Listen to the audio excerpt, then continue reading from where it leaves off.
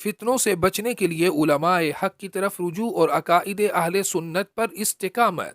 زندگی کے کسی بھی شعبہ سے متعلق کوئی پیچیدگی پیش آئے تو اس کا بہتر حل اس شعبہ کے ماہرین ہی نکال سکتے ہیں۔ بجلی کا بریک ڈاؤن ہو جائے تو حل نکالنے کے لیے کسی جج سے درخواست نہیں کی جائے گی، بلکہ حسب موقع اس شعبہ کے افراد بحالی کا کام کریں گے۔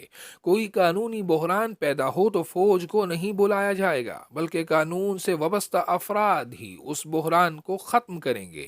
ایسے ہی اگر دین سے متعلق کوئی فتنہ پھیلانے کی کوشش کی جائے، دین پر اعتراضات کیے جائیں یا دین سے متعلق شبہات پیدا کیے جائیں تو قرآن و سنت کا علم رکھنے والے علماء حق سے ہی رہنمائی لی جائے گی۔ نہ جانے ایسے موقع پر لوگ کیوں انجینئرز اور اینکرز وغیرہ کی طرف بھاگتے ہیں۔ فتنوں سے بچنے کا عمدہ طریقہ یہ ہے کہ عقائد اہل سنت پر استقامت اختیار کی جائے اور علماء حق سے رہنمائی حاصل کی جائے۔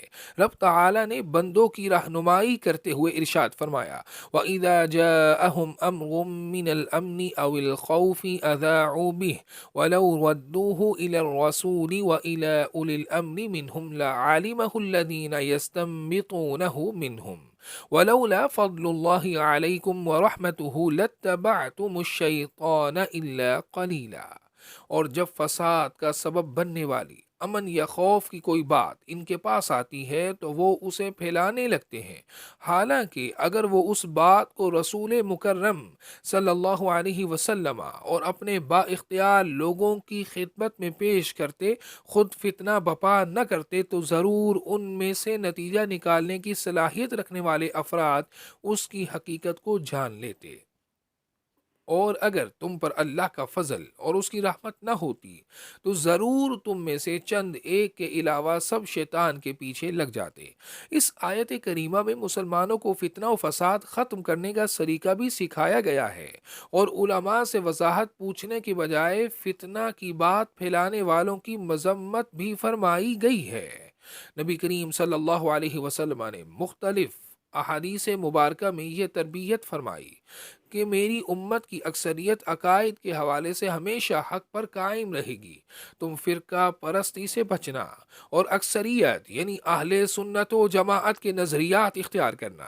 کسی حدیث میں فرمایا جماعت کو اختیار کرنا، کسی میں فرمایا سواد اعظم کی پیروی کرنا، کسی میں فرمایا میری اور میرے خلفائے راشدین کی سنت پر عمل کرنا۔